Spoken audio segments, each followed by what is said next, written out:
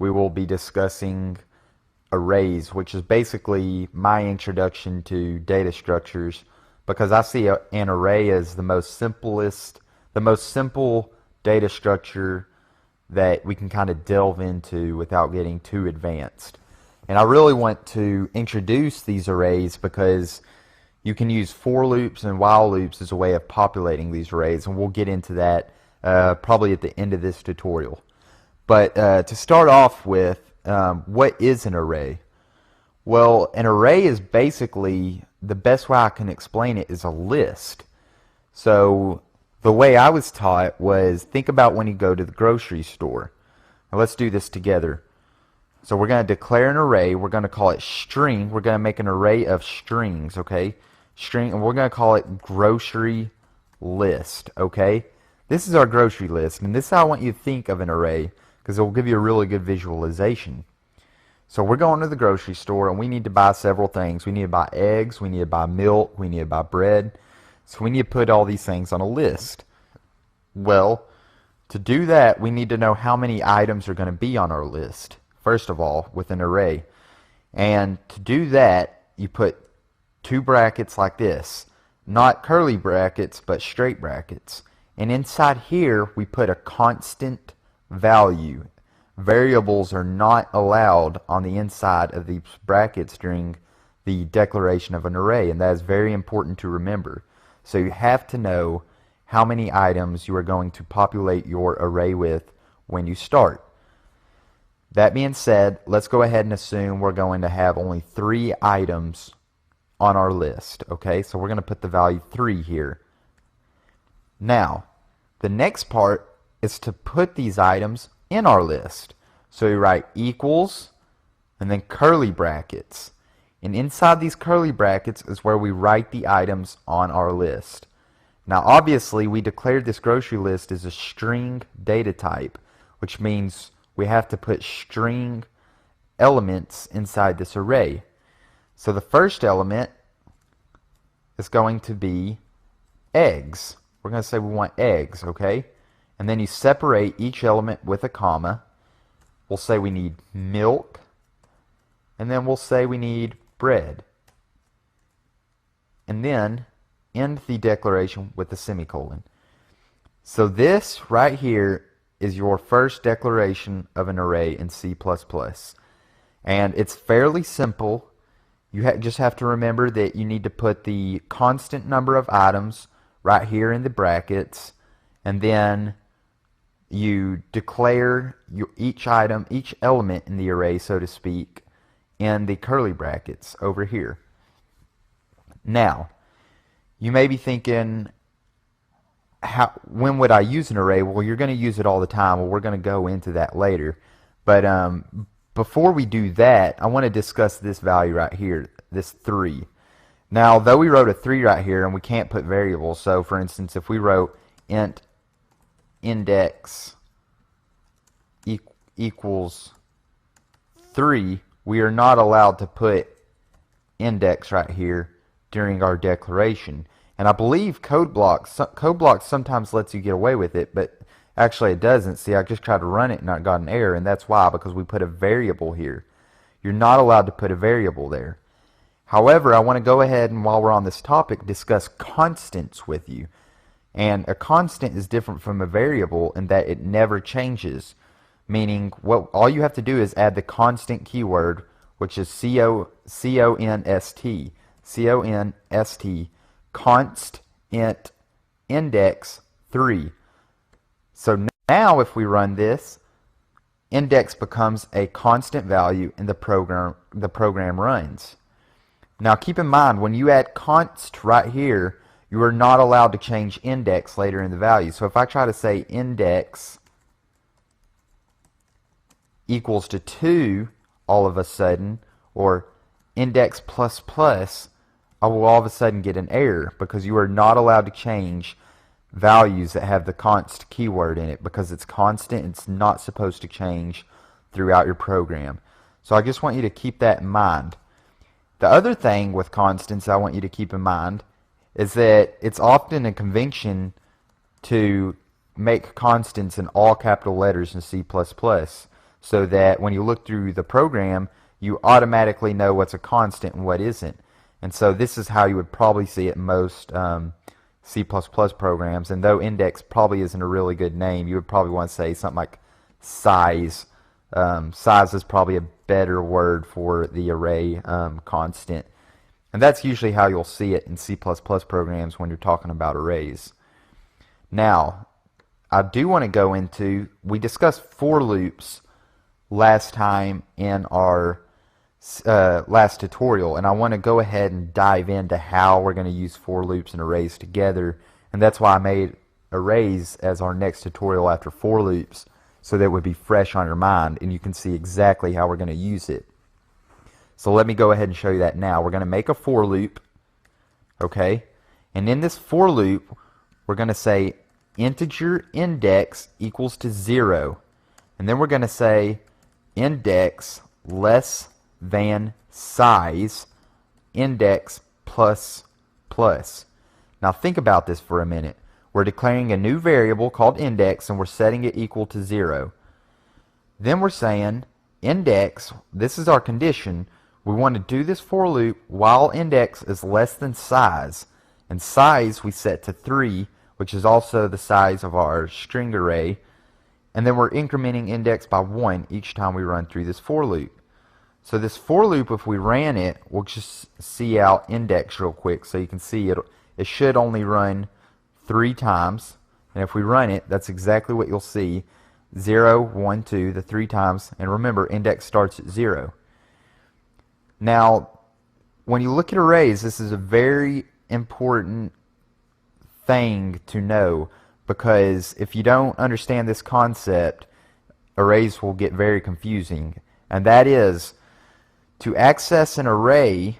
So let's go ahead and access grocery list. We're going to say output grocery list, and then you put brackets, okay, indel, and inside these brackets you put the number that you want to output.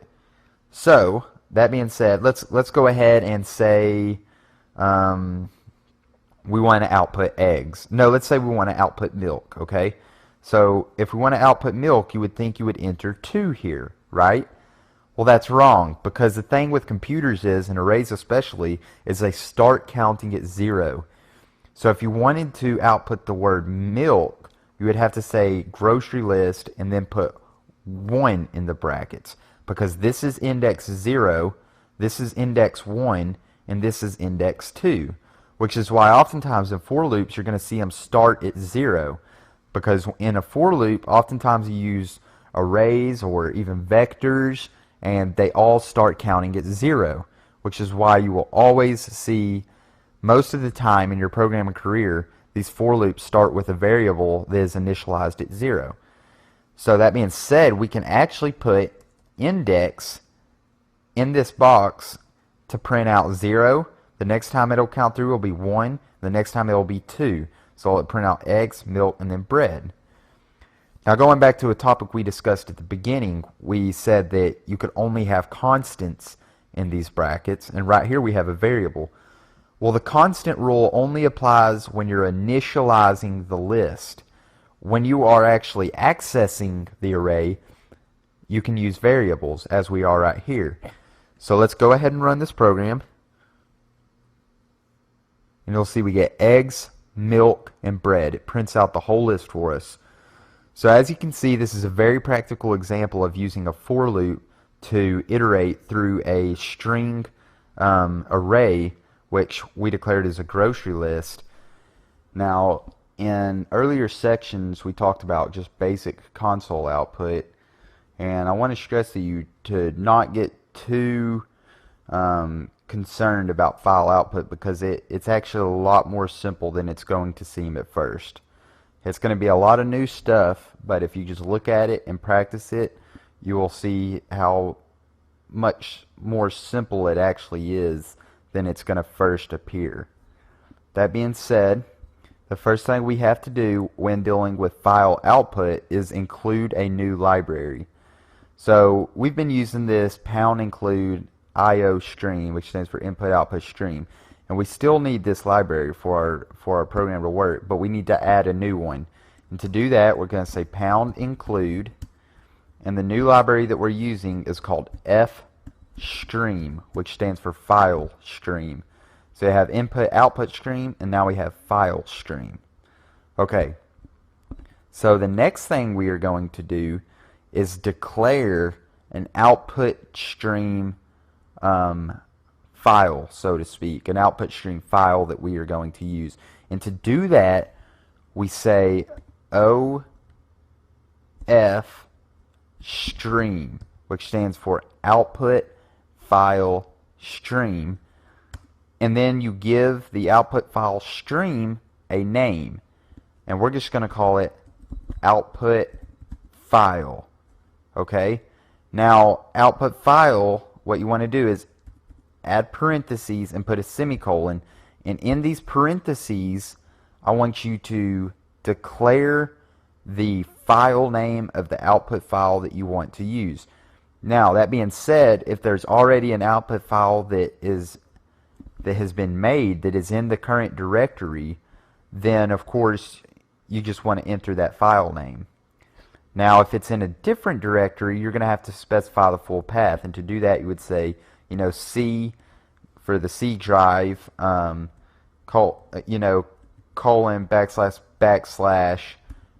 users // and you do have to have double backslash when using these strings. And without going too much in depth, because I would really need to put that in a new tutorial, and I will actually make a tutorial about that. But the first backslash when dealing with strings is considered an escape character. So just know that whenever you're specifying these files and you use a backslash, you need to put two of them in order for the first one to be read. So that's how you would do that.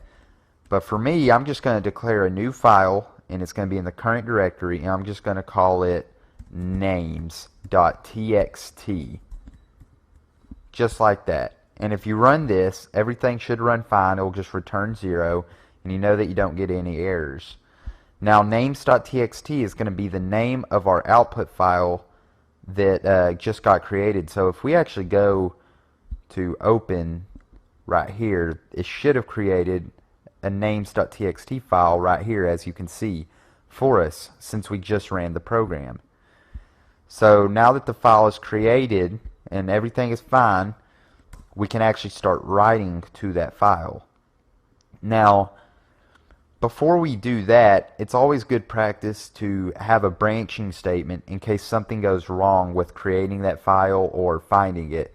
And what I like to do is say if not output file, which means output file, if not output file, it basically means if the output file returns false, meaning that it couldn't be created, then run this code.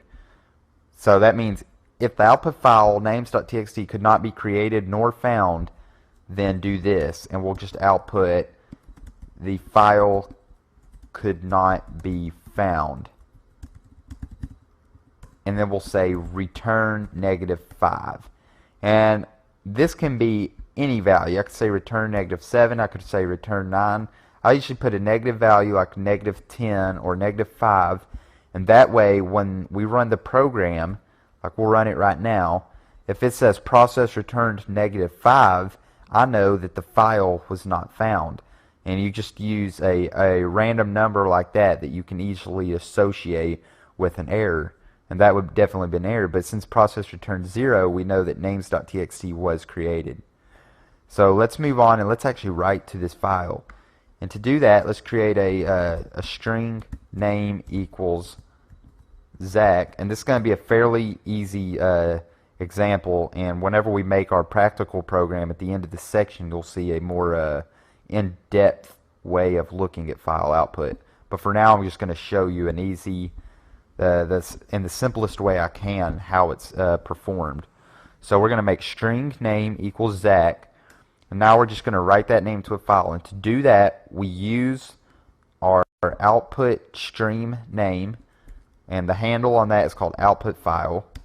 And then to write to it, you use the output operators as so, less than, just like if we were doing cout to output to the screen, we use these less than.